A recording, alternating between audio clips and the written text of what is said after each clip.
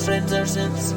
Recently, I have been on something of a journey of rediscovery in terms of my relationship with music, or at least how I listen to it anyway. By far, my favourite way to enjoy music is to deliberately sit down with a series of carefully selected vinyl records from my collection, but that is obviously also not the most practical option. Largely because of my job, I spend quite a lot of time on my computer, and so I also tend to use Spotify a lot. Part of the reason for this is that I find it quite difficult to choose or listen to music that I know well whilst I'm working, because it just takes up too much of my brain. And so with Spotify, I can pick a genre or artist and then just let it play through related songs.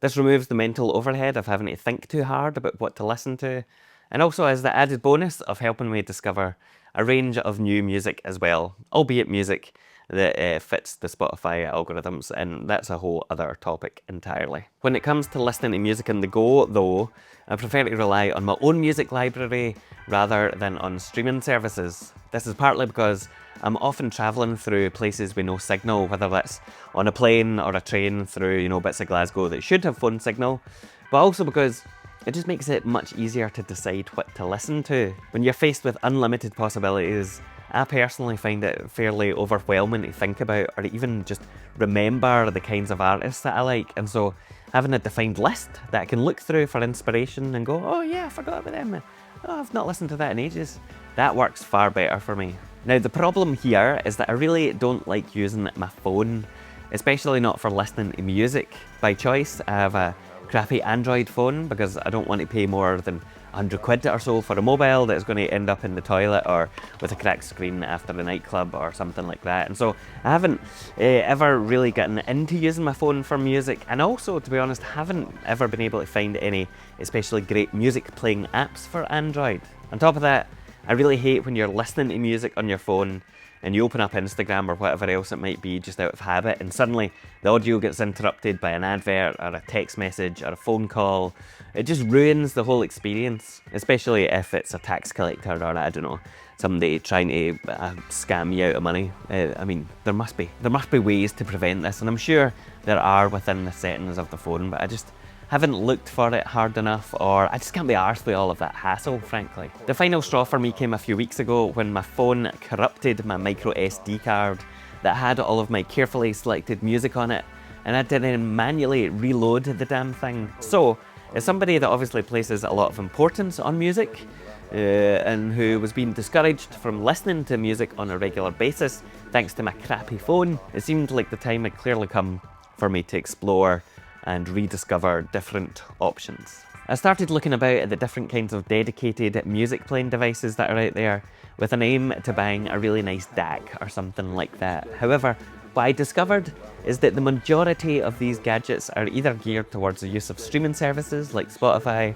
or towards the more audiophile end of the spectrum, and as a result can cost hundreds and hundreds of pounds. Most of them have also got touchscreens, and many of them, to be honest, are effectively just Android devices without any of the mobile phone elements, and that didn't really seem like a great solution since I'm trying to get away from the Android and I didn't really like the music playing apps that it had. To be honest, what I really wanted was some kind of modern replacement for my old iPods, something with physical controls that was also much more flexible in terms of storage space, etc. As it turns out though, there aren't actually that many options available out there that meet these criteria, which I think is a bit strange, but in the end I finally landed on something called the Hi-Fi Walker H2. This is a pretty small chunky bit of metal which takes micro SD cards, doesn't have a touchscreen, and most importantly has this quasi iPod style jog wheel. Now, this was not an expensive device. It cost about £100, and this shows up in the branding because it is clearly ridiculous. The built-in software was also utter pish, so when it arrived, I immediately flashed the free and open source media player software Rockbox onto it. This effectively liberates these old devices from a lot of their original limitations, providing a whole raft of increased functionality. It did mean that I couldn't use Bluetooth, but that wasn't the end of the world. I'm not too bothered about that. Initially, I was really pleased to finally have a small dedicated device, which basically had my entire music library on there, and it did really encourage me to both seek out and also listen to much more music than I have been in ages. However, after about a week, the shortcomings of both the H2 and Rockbox began to really kind of stand out. For a start, whilst it is undeniably nice to have a jog wheel on there, the quality feels really pretty low. It's fairly shonky, and the rubber on there isn't very nice to touch. I can imagine it's the kind of rubber that gets sticky fairly quickly, and it isn't as responsive as I would like it to be. Similarly, the screen gets scratched up in my pocket incredibly easily. I didn't have keys or anything in there, and I hadn't yet had a chance to put a screen protector on it, which is quite annoying. The biggest issue by far though was Rockbox. Now, whilst I have a lot of respect for its history, its open source nature, and know that a lot of people swear by it, it just isn't especially pleasant to use. In many respects, it feels like operating some ancient Windows PC with a hacky operating system. The user interface is often confusing and counterintuitive, entering text is a fucking nightmare, and certain features straight up just don't work. Overall, the whole experience felt like a fairly major downgrade from my phone, and once again I found myself longing for the simplicity of the iPod. Now, as I was pondering all of this, I remembered I had a number of iPod restoration projects that I'd begun working on just under a decade ago, I think, and which had ended up in the unfinished box of shame. One of these in particular was an iPod Classic that my friend Keith had given me. I can't remember exactly which generation it was, but I think it was a 7th, which is meant to be good, but I don't know, whatever. It could be a 5, it could be a 6. I can't read the serial number on it because it's all scratched off. Let's just say it's a 7th. Now, as well as the outer shell being completely scratched, the battery was pretty much dead, and it generally needed a total overhaul. So I bought various replacement parts from the internet, and I got to work. I took the iPod apart, replaced the jog wheel and the clicky button, ordered a new battery, a custom engraved gold coloured shell, and an iFlash dual board to install a couple of SD cards instead of a magnetic hard drive. And this, in theory, should let me dramatically increase the reliability and also the storage capacity. Naturally though, of course, I ran into a pile of problems with this iPod. I always find it kind of frustrating, to be honest, to see videos where people talk about upgrading or restoring their old iPods, and they describe the process in a very matter-of-fact way, ignoring all of the many issues that always crop up. It is never as simple as just buying the replacement parts and putting them in and, you know, hey presto, you've got an upgraded iPod, or at least not in my experience anyway. So perhaps I'm an idiot, but I'm not sure it's quite as simple as it's often made out to be. The long story short here is that the battery I got was too big for the case, the click wheel failed the diagnostic test, the screen seemed to have some pressure on it in the corner, perhaps because of the chassis, which caused this weird black mark, and the flashboard wasn't recognised by the iPod. At this point, I have to say I was pretty scunnered with the whole thing, as I'd spent a fair bit of cash on this project and gotten nowhere good very fast. To be honest, I would have been much better off just buying an iPod off of somebody that had already been upgraded, so I effectively gave up and relegated this to the drawer of shame for the past number of years. However, enough time has gone by now that I thought I would dig it out and give things another bash. I bought a replacement hard drive ribbon cable, which let the iPod recognise the flashboard, and this was a good start. However, despite this progress, I could not get the damn thing to restore. When I tell you that I tried everything I could think of to get the damn thing to work, I really mean it. I used multiple different laptops with operating systems of various ages. I used original Apple FireWire and USB-Y cables, as well as aftermarket ones, connected up in different ways. I set up virtual machines, including Windows XP, XP 64-bit, Windows 7, all with different versions of iTunes. I tried out different SD cards of various capacities, formatting them as FAT, FAT32, exFAT, and I even bought new full-sized SD cards rather than micro SD cards in the hope that that would make a difference, but none of it worked. It was driving me round the fucking bend, especially because I spent a good few years of my early working life as an IT tech troubleshooting these kinds of problems. But for whatever reason, I continually ran into different errors that I just couldn't find a way to overcome. Given that support for these old iPods has long since officially been discontinued, it is fairly difficult to identify whether the problem is software or hardware related. However, sadly, I suspect that the most likely culprit at this stage is probably the motherboard, meaning that if I want this iPod to work, I'm going to have to effectively find another one to act as a donor, and with no guarantee of success, that seems like a bit of an expensive gamble to have to take. So for now, this project remains on hold, and my desire for a dedicated music playing device remains unquenched. This all leads me on to another device in my collection, the 3rd generation iPod. This is the very model that I spent my first ever paycheck on back when I was 16, and whilst I'm sure that a large part of my affinity for the 3rd gen is wrapped up in some kind of, misguided nostalgia, I also genuinely do consider it to be the peak of iPod design. It has got the blue backlight, the smooth scroll wheel, and the 4 dedicated transport buttons that are separate to the wheel. They've got this beautiful frosted, nature to them with a red glow. It is a gloriously simple, beautiful device that is just a pleasure to use.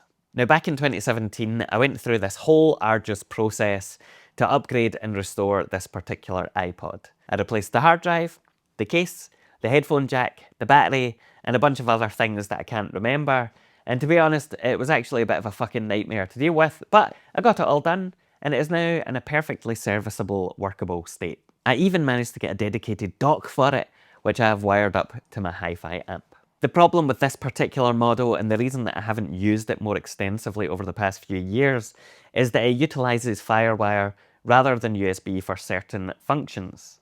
This made it a particular nightmare when trying to restore it, and ultimately had to resort to using an original Apple Y cable and a Windows XP virtual machine to get it to work. The biggest issue though is that it won't charge directly over USB, at least not natively, and this means that you need to use one of the original FireWire chargers, which are obviously not widely available any longer, and frankly, whilst I do have one, they are a huge pain in the arse to use if you're travelling, because you have to take this extra brick with you. It doesn't fit into, you have to use a travel adapter. It's just a pain in the arse. I just want to have USB. Now, a bunch of time has passed since I first completed this project, and when I started doing a bit of research, I discovered that you can now buy 30-pin iPod to USB cables that have been specifically wired up for this model of iPod that will apparently allow you to charge it over USB. So I immediately ordered one because if it works, this is a total game changer in terms of the practicality of my beloved 3rd gen. Naturally, as a bit of a psychopath, I then began to think about the additional improvements I could make to the iPod, because if it was indeed going to be something that I used more regularly, what could I do to it? So for a start, the hard drive in here is only 80 gigabytes, which is much larger than the original 20 gig capacity, but it's still a magnetic hard drive because the flash modding scene was still in its relative infancy back in 2017, or at least I wasn't spending the money for what they wanted. And the 3rd gen was and continues to be notoriously difficult to deal with. Fast forward to 2024, 2025 at this point though, and flash storage is now much cheaper, and apparently you can install up to 128 gigabytes in one of these with an appropriate adapter. So I've ordered one of those, cost like £4, and I'm going to give it a bash. Whilst I'm in there, I'm also going to replace the battery, and I've gone with the higher capacity 4th gen iPod model. Normally these wouldn't fit into the 3rd gen chassis, but I had to use a special thick case to accommodate the larger 80 gigabyte hard drive the last time I was making upgrades. So I'm hopeful that this, combined with a much thinner flash drive board, will mean that there's enough room in there for the 4th gen battery, and if not, I'll just have to make do with another 3rd gen one. The final thing on the list is that I have to remove the screen protector from the inside of the lens of the case. I didn't realise that this was there until I'd completely, reassembled the whole thing the last time, and that was incredibly annoying, but I couldn't face taking it all apart again at that point just for the screen protector to get removed. But since I'm going to be in there anyway and mucking about the internals, then I'm going to take the chance to finally peel that off so it doesn't look as fucking annoying. Now, I'm still waiting for all the bits and pieces to come in, and I'm fairly sure that it's going to be a huge pain in the arse to restore again, especially given my recent experience with the iPod Classic. However, I'm hoping that things go a wee bit more smoothly, and I'm looking forward to breathing new life into the 3rd gen. It is worth saying that even with the ability to charge over USB, this iPod is definitely not perfect for many, many reasons. For a start, there's obviously no Bluetooth in there, but as I mentioned earlier, that's kind of just a minor issue, as I don't really have any problem using wired headphones, and I actually kind of prefer it in lots of ways. The UI of the 3rd gen is much simpler than some of the later iPod models, meaning that it only really displays text, so as a result, you don't get that lovely album artwork display on there, which is a bit of a shame. And it also displays non-English text in a really strange font. However, even with these flaws, it is a marked improvement over the Rockbox shitshow. The biggest pain in the arse here, I think, is the reliance on ID3 tags to sort and present music with. Whilst I have my library organised quite neatly into folders of artist, release years and then album names, I've discovered that a lot of them don't necessarily have consistent tags or aren't optimised for displaying on these old iPod classics. For example, whilst it's quite common for featured artists to be listed in the artist field for a track, so All My Friends Are Synths featuring Simon the Magpie, these iPods will count and display those entries as entirely separate artists in the library, meaning that you end up with multiple entries for All My Friends Are Synths and the collaborations, even where those tracks are on the same album, because there's no way to sort by album artist that I'm aware of. With the Rockbox, this isn't a big deal because you can browse and use the directory structure in there natively, but I'm now going to have to go through and really make sure that all of the metadata on all of my music is updated, which is a bit of a pain in the arse. I've been using an application called MP3 Tag, along with a script that standardizes the artist name, which has been fairly helpful, though it is something of a time-consuming process to do properly, and it does mean that you have to compromise a bit in order to suit the iPod's format, rather than what necessarily is best in terms of display and everything, and that is quite annoying, especially because I DJ with the same music library, and so it's kind of messed everything up in a way, but whatever. In addition to this, Apple stores all of the music on the iPod in some kind of mangled proprietary format, meaning that if you load up the iPod and look at it just as a hard disk, then you're not going to be able to just easily go in and find specific tracks. And you can't just drag and drop music on and off of it in your file browser like you would with an SD card or something like that. I believe this approach was originally designed to, assuage concerns over the proliferation of piracy, but either way, it is far less convenient to use in practice than something like that crappy Hi-Fi Man, Hi-Fi Walker, whatever it's called. The final thing that I've had to contend with on this journey is that I like to track the music that I'm listening to using Last.fm. I've done this since 2005, and I even track the vinyl records that I listen to using a site called vinylscrobbler.com. I like to use Last.fm because it gives me something of an idea of my listening habits across platforms and formats, and it highlights times where I might need to shake things up a bit, or where I'm not really listening to music as much as I would like to, like now. The problem with these older iPods though is that they obviously don't support Scrobbling to Last.fm directly, and there are limited options available to make this happen. The way that I've gotten around this personally is to use an old Java application called LastPod. It has long since been discontinued, however the nature of the Java application means that it should be usable across Windows and Mac, and also be resistant to operating system updates, at least to a certain extent. To use it, you simply connect up your iPod, and before you sync it, you point the software to the location of your iPod, and send off the track data to Last.fm directly. I have tested it out recently, and it still works, so for now, that's what I've been doing. Despite all of these shortcomings and idiosyncrasies, and the fact I have upgrades still to make, which will probably, almost certainly, not work and drive me up the bend again, I really do love this thing.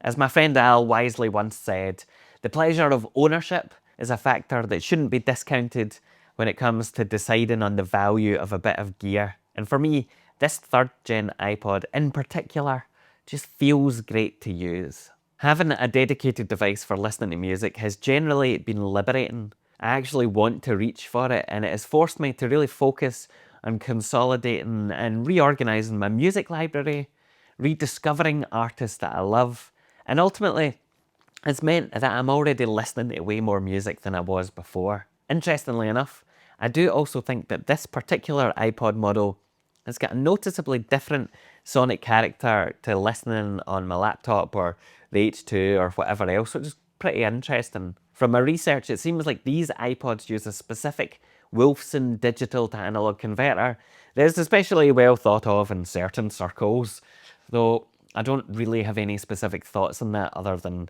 I definitely do hear a difference, so who knows, there might be something in all of that. It seems like we're at a point where there is a real renewed interest in having dedicated hardware like this.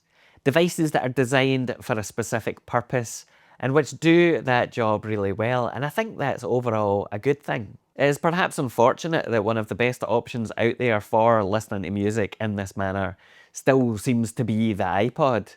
But in some ways, I guess that shouldn't really be a big surprise. It was way ahead of its time and is arguably the device that kind of really made Apple the company that they are today and led them on the path to the iPhone, which of course then blew up, etc., etc.